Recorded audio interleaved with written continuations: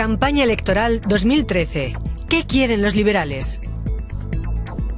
En la entrevista, el cabeza de lista del FDP, Rainer Brüderle. Señor Brüderle, estamos en Maguncia, Renania-Palatinado, estado en el que pasó su infancia y juventud, un lugar típicamente alemán. En cierto modo sí, es un eje geográfico fundamental en la historia. Por aquí pasaron las invasiones bárbaras. Aquí estuvieron los franceses, los españoles, los romanos y antes los celtas. Esta es una región europea y todo ello ha influido en la mentalidad de su gente.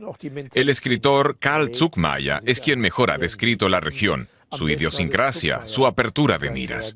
Esto forma parte de la esencia de la idea y el desarrollo de Europa, a la que Maguncia ha contribuido. El 22 de septiembre son las elecciones en Alemania. Tras más de una década en la oposición, los últimos 4 años ustedes formaron parte del gobierno. ¿Fue una buena legislatura? Fue una legislatura muy buena. El mundo envidia a Alemania, su desarrollo económico, su situación. Ningún país occidental está tan bien como Alemania. La razón es el esfuerzo de las personas de aquí, su compromiso, un buen espíritu de cooperación, pero también las políticas adecuadas de la coalición entre liberales y cristiano-demócratas. Lo esencial es que hayamos podido vivir este desarrollo tan excepcional. Por eso queremos añadir una legislatura más a estos fantásticos 4 años. El mundo envidia a Alemania y reconoce el trabajo que se hace aquí. Pero a los alemanes no parece gustarles mucho el Partido Liberal. Según los sondeos, a lo sumo obtendrá un 5%, el mínimo para lograr representación parlamentaria. ¿No es una muestra de rechazo a la última legislatura? No, tenemos que esperar a los comicios. Hay un gran porcentaje de indecisos. Además, los votantes del FDP no pasean sus opiniones como una etiqueta. Eso es más propio de los simpatizantes de los verdes u otros partidos. La experiencia demuestra que los verdes tienen siempre mejores pronósticos en las encuestas que lo que sacan en las urnas, al revés que el Partido Liberal. ¿Por qué el elector alemán no reconoce que vota al Partido Liberal? Tras la gran victoria en los últimos comicios, existe una cierta sensación de decepción, pese a que hemos rebajado las cargas fiscales en unos 22.000 millones de euros, hemos reducido las cuotas al seguro de jubilación y hemos eliminado la tasa adicional para la consulta al médico. También se debe a la mentalidad de la clase media, que es uno de los grupos sociales a los que típicamente pertenece el votante liberal. Mi padre era comerciante y muchos como él, igual que los autónomos, tienen miedo a que si se perfilan demasiado políticamente, los votantes cristiano-demócratas comprarán sus pantalones en otro lado y los votantes socialdemócratas comprarán sus medias en otro sitio. Esa es la típica estructura social del FDP, un electorado que no es ostentoso con sus opiniones políticas, pero está bien así, la gente tiene derecho a expresarse libremente.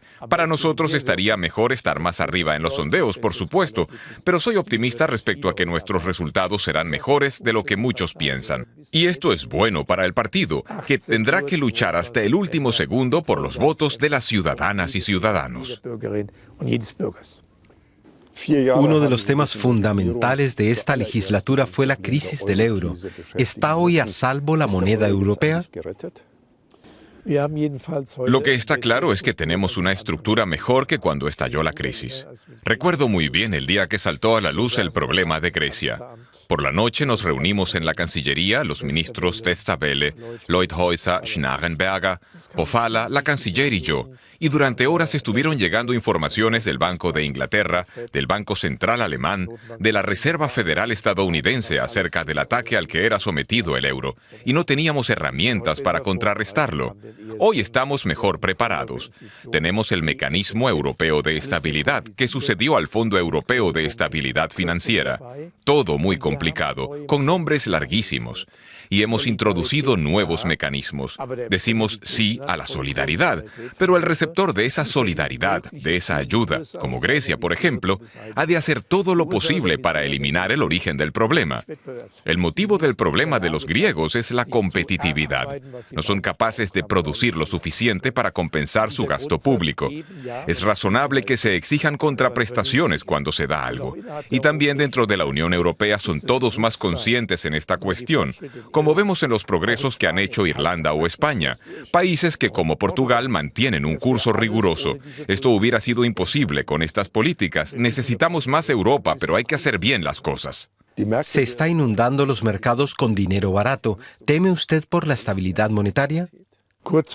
A corto plazo no, pero a medio plazo sí. Porque lo que estamos haciendo es poner en marcha la economía. Ahora no tenemos cifras exactas.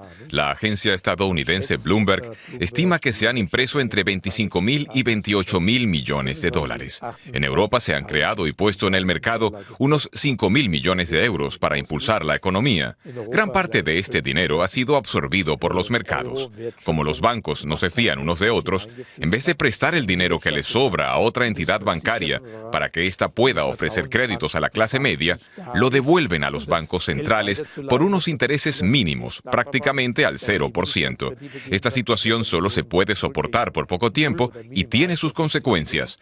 Piense en las pensiones de los jubilados o en los ahorristas. Hoy en día, en Alemania, recibir un interés de un 1% por tu cartilla de ahorros ya es mucho. Y luego encima vienen los impuestos. Con una inflación del 1,6 o el 1,7%, se está perdiendo dinero. En los seguros de vida, apenas si se consiguen unos intereses mínimos razonables. Por eso no podemos mantener de forma indefinida esta política de dinero barato.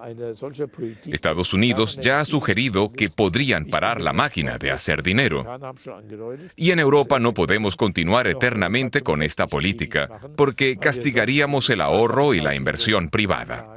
Esto da lugar a una economía anómala. Por eso, hemos de volver poco a poco a la normalidad.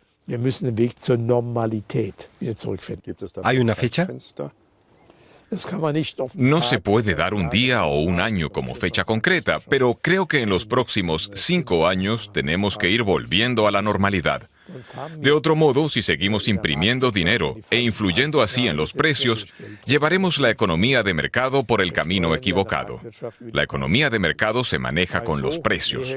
Si son altos, se produce más. Si son bajos, se produce menos, porque no es fácil calcular la demanda. Si de manera artificial seguimos abaratando el dinero para estimular la economía, el consumidor acabará perdiendo el interés por el dinero. Influimos en sus decisiones e incitamos a que invierta en bienes inmuebles. En algunos mercados inmobiliarios regionales ya está pasando, incluso aquí en la zona de Maguncia, entre el Rin y el Meno, se pagan precios increíbles. No es sano. Creo que debemos regresar a la normalidad en los próximos 5 años. Al principio de la crisis del euro hubo propuestas para que se permitiera que los países con problemas abandonaran la moneda común. Apareció el término de mecanismo de insolvencia ordenada. El FDP hizo propuestas de este tipo. ¿Cree usted que la eurozona se mantendrá tal y como es? ¿O no excluye que un país la tenga que abandonar porque no es competitivo? Es posible que un país tenga que abandonar la zona euro o incluso quiera hacerlo, porque los mecanismos de ajuste son estrictos. En Alemania ya vimos hace 10 años, cuando afrontamos el programa de reformas Agenda 2010, qué efectos políticos puede tener. Sacudió las estructuras del gobierno. Eso es algo que otros países no han vivido. No resulta fácil enfrentarse a una situación así, y el euro ha tentado a muchos. Con él, países como Italia o Grecia accedieron a créditos baratos y en vez de construir escuelas, se fueron a infraestructuras que dispararon el gasto público. Ahora, el dinero ya no está. Al estar el dinero barato, se formó una burbuja inmobiliaria en España y en otros países, y de pronto llegan los ajustes. Se exigen rendimientos a cambio de contraprestaciones, y resulta doloroso cuando hay que hacer recortes presupuestarios y hay que reducir a mínimos las prestaciones sociales. Además, esto puede llevar a que un país decida regresar a su antigua moneda. Si así es más fácil salir de la crisis, es otra cuestión, pues de cualquier modo hay que hacer ajustes en la economía del país. Los problemas estructurales no se resuelven a base de inyectar liquidez. Una estructura económica sana significa que el país produzca bienes reales. Esa es la solución, volver a la economía real. Si esto es lo que quiere conseguir un país, debe hacer los esfuerzos necesarios. No queremos expulsar a nadie. Cada estado debe decidir por sí mismo y los griegos quieren seguir en la eurozona. Usted es un viejo lobo en la política, ahora afronta la campaña electoral. ¿Le hace ilusión? ¿Cree que su coalición con los cristiano-demócratas ganará los comicios? Estoy convencido de la victoria. El ambiente, lo que dicen los electores, las impresiones que tengo me confirman que estamos en la dirección correcta. Tenemos un gobierno que hace bien las cosas. ¿Por qué habríamos de embarcarnos en aventuras? Una alianza entre socialdemócratas y verdes no va a lograr la mayoría. Pero si se suma a la izquierda, nos encontraremos con políticas como en Francia. Cuando Hollande anunció una subida de los impuestos, fue como si anunciara el hundimiento económico y la recesión. No queremos regresar a ideologías trasnochadas. ¿Por qué van a querer los votantes hacer experimentos cuando la situación es buena? Además, los verdes y los socialdemócratas apuntan alto. Los socialdemócratas quieren un aumento fiscal de 38.000 millones de euros por año, pero los verdes aspiran incluso a superarlos. Quieren subir a 42.000 millones de euros en un momento en que Alemania tiene una recaudación fiscal récord con 700.000 millones. El Estado tiene que aprender a marcar sus prioridades, igual que usted y yo hacemos.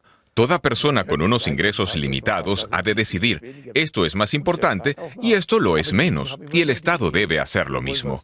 Pero la izquierda siempre quiere hacer algo nuevo, reformar las cosas para que sean más eficientes. Tienen siempre grandes ideas, así que le quita más dinero al contribuyente para realizarlas. Tiene un concepto diferente de la libertad. Nosotros sabemos que el ciudadano es muy responsable con su dinero, que sabe administrar el dinero que tanto le cuesta ganar, pero la izquierda piensa que el ciudadano es demasiado tonto y hay que obligarlo a hacer las cosas. Eso me recuerda a los jacobinos y al Comité de Salvación Pública que se impuso tras la Revolución Francesa, porque pensaban que el ciudadano era demasiado tonto para administrar su dinero y había que decirle qué hacer con él. No quiero ese tipo de gobernantes y no quiero a esos nuevos jacobinos que son los verdes, que nos prescriben incluso qué tenemos que comer el viernes. Soy mayor de edad y quiero decidir yo qué hago con el dinero que gano. Se trata de elegir entre una sociedad libre o un refrito de ideas socialistas trasnochadas. Muchas gracias, señor Brüderle. A usted.